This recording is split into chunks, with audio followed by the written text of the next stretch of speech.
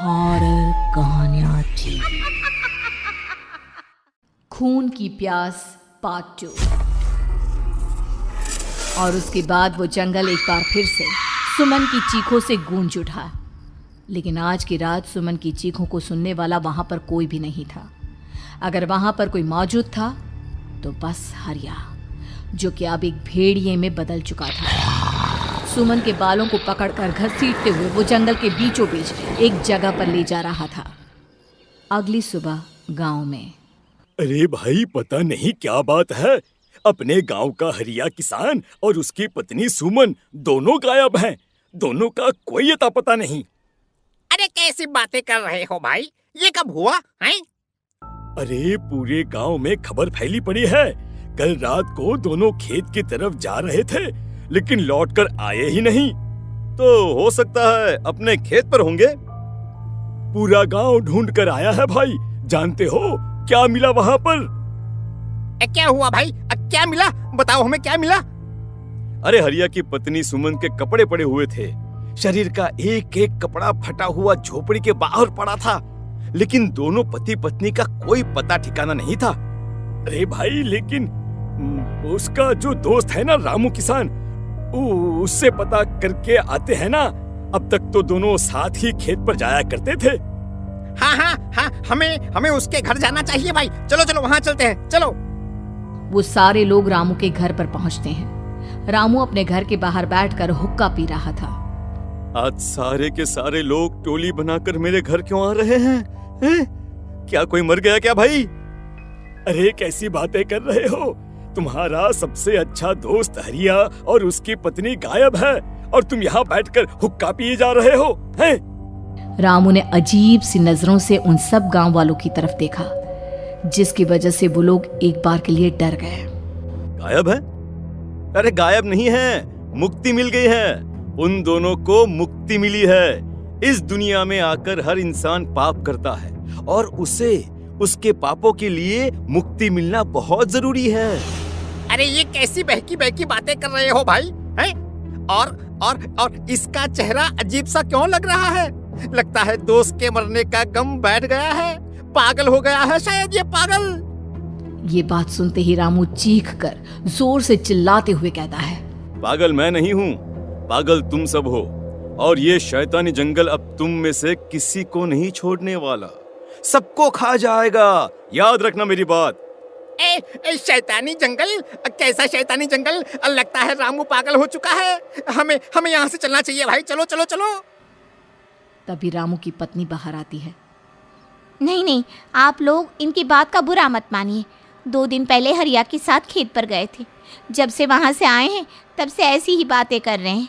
भगवान जाने ऐसा क्या देख लिया उन्होंने, खेत में कुछ भी बड़बड़ाते रहते हैं। लेकिन गांव के लोगों ने कमला की कोई बात नहीं सुनी और वो सब वहां से चले गए। रात अब धीरे धीरे ढलने लगी थी। तभी अचानक किसी ने धीमी सी आवाज में रामू को पुकारा।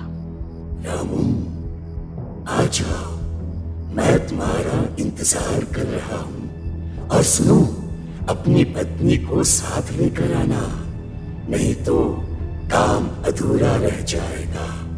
ये आवाज सुनते ही रामू के चेहरे पर शैतानी मुस्कुराहट आ जाती है। वो धीमे कदमों से अपने घर के अंदर आता है। क्या हुआ? तबीयत ठीक है ना अब आपकी? मैं तुझे अपने साथ खेत पर ले जाने आया हूँ, चल।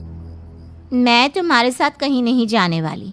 मुन्ना गहरी नींद में सो रहा है और उसे अकेला छोड़कर मैं तुम्हारे साथ खेत पर नहीं आ सकती। वैसे भी तुम्हारे उन खेतों में भगवान जाने कौन सा राक्षस घूम रहा है, मुझे तो डर लगता है। रामू गुस्से में दांत पीसता अपनी झोपड़ी से बाहर आ जाता है और कमला गहरी नींद में अपने बच्चे के साथ सो जाती है।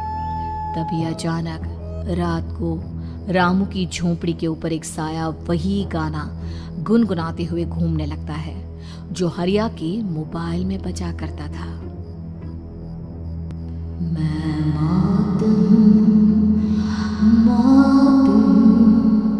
मौत जो पसरी है चारों ओर, जो आएगी कहीं से भी निगल जाएगी सबको। मैं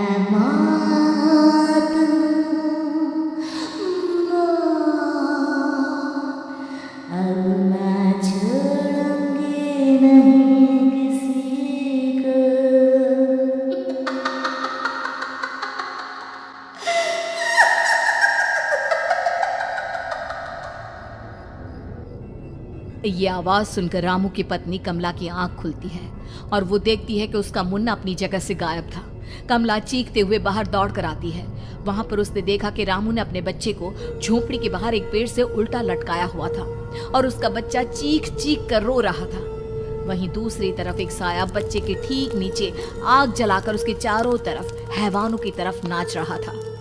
छोड़ दो मेरे बच्चे को। अरे क्या कर रहे हो तुम? शर्म नहीं आती तुम्हें? अपने ही बच्चे को इस तरह मौत के हवाले करते हुए। अपना बच्चा? किसने कहा ये मेरा बच्चा है?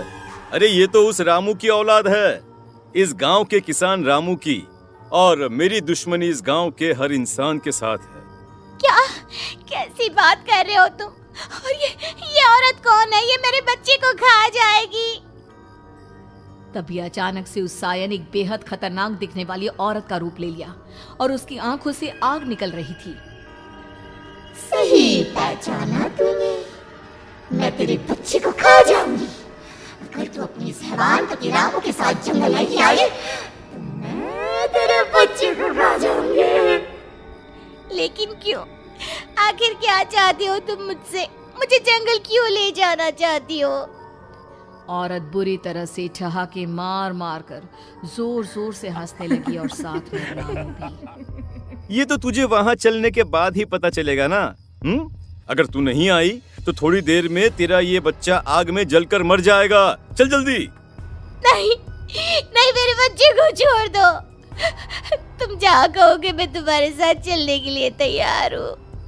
और उसके बाद उस बच्चे को झोपड़ी में लिटाकर आगे आगे वो साया चल रहा था और उसके पीछे पीछे रामू अपनी पत्नी के बाल पकड़कर उसे घसीटते हुए जंगल की तरफ ले गया। जंगल में जाने के बाद, कितनी खूबसूरत हो तुम। आज की रात बस तुम और मैं एक दूसरे के साथ रहेंगे। मुझे तुमसे बहुत डर लग रहा है। तुम्हें क्या हो गया है? तुम तो बिल्कुल ठीक थे। वो होगा जो हमारे बीच होना चाहिए। तो आओ अपने आप को मेरे हवाले कर दो। कमला ने डर की वजह से अपनी दोनों आंखें कसकर बंद कर ली थी। रामू ने बुरी तरह से चीख कर कमला से कहा, आंखें खोलो अपनी और मेरी तरफ देखो। कमला ने जैसे ही अपनी आंखें खोली उसने देखा कि रामू एक खतरनाक खूनी हैवान में बदल चुका था। कौन हो तुम? जाने दो मुझे। क्या चाहते हो मुझसे?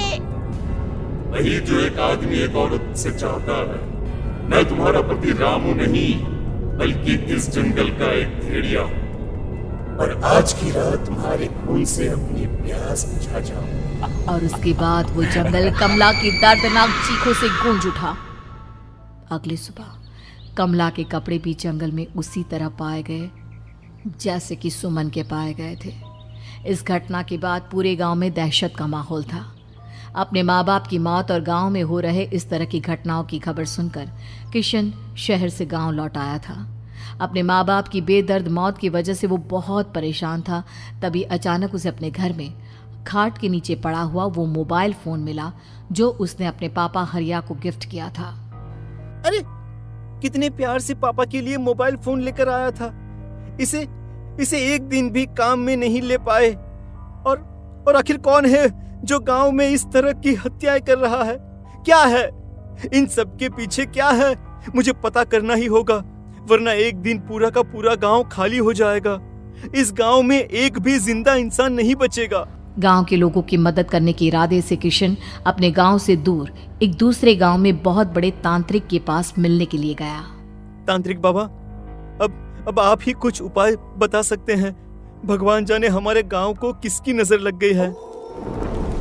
नजर नहीं लगी है, किसी ने तुम्हारे गांव को बद्दुआ दी है। किसी सताई हुई आत्मा का प्रकोप है और अब वो पूरे गांव में किसी को नहीं छोड़ेगी जब तक उसकी आत्मा को शांति नहीं मिल जाती। अरे लेकिन ऐसा कौन है बाबा? किसकी आत्मा है और कैसे मिलेगी उसे शांति? मौत है मौत, कहीं से भी आएगी और सबको निगल जाएगी। इससे बचने का सिर्फ एक ही उपाय है, लेकिन उस उपाय को करना आसान नहीं होगा। जो भी उस उपाय को करने की कोशिश करेगा उसकी जान जा सकती है। भले ही मेरी जान चली जाए, लेकिन मैं अपने गांव के लोगों की जान बचाने की पूरी कोशिश करूंगा बाबा। तो ठीक है, फिर अगली अमावस की रात जैसा मैं कहता हूँ वैसा ही करना। अमावस की रात तांत्रिक के बताए अनुसार किशन अपने साथ केरोसिन लेकर जंगल की तरफ चल पड़ा। उसके हाथ में देवी के मंदिर का सिंदूर भी था। किशन जंगल के बीचों बीच पहुंचा। ये देखकर उसकी आंखें फटी की फटी रह गई। वहां एक उबलते पानी का तालाब था और कई लोगों की लाश लटक रही थी। किशन के माँ बाप की लाश भी वहीं थी। माँ, बापू, क्या हो गया? ये क्या हो गया? तभी वहां पर एक औरत और आदमी आते हैं। उन्हें देखकर किशन चौंक जाता है। गोपाल काका, आपकी तो 5 साल पहले मौत हो गई थी। और निर्मला काकी, आप? मौत तो हो गई थी, लेकिन तुम ये नहीं जानते कि हमारी मौत कैसे हुई थी। क्या कहना चाहते हैं आप? कुछ नहीं, बस ये जान लो कि अब इस गांव में कोई जिंदा नहीं बचेगा। लेकिन क्यों काकी? क्योंकि 5 साल पहले इन गांव वालों ने मुझे डायन बताकर पत्थर मार मार के मार डाला। मेरी कोई गलती नहीं थी। गांव का एक बच्चा क्या लापता हुआ, सारा इल्जाम मेरी पत्नी पे डाल दिया। और जब मैंने निर्मला की जान बचाने की कोशिश की तो मुझे भी मार डाला। आपके साथ ये बहुत गलत हुआ काकी, लेकिन आप जो कर रहे हैं वो भी सही नहीं है ना? तुम यहाँ से चले जाओ वरना तुम भी नहीं बचोगे। हमारी आत्मा पिछले 5 साल से मुक्ति के लिए भटक रही है। चले जाओ यहाँ से। मौका देखकर किशन सिंदूर उन दोनों के ऊपर डाल देता है।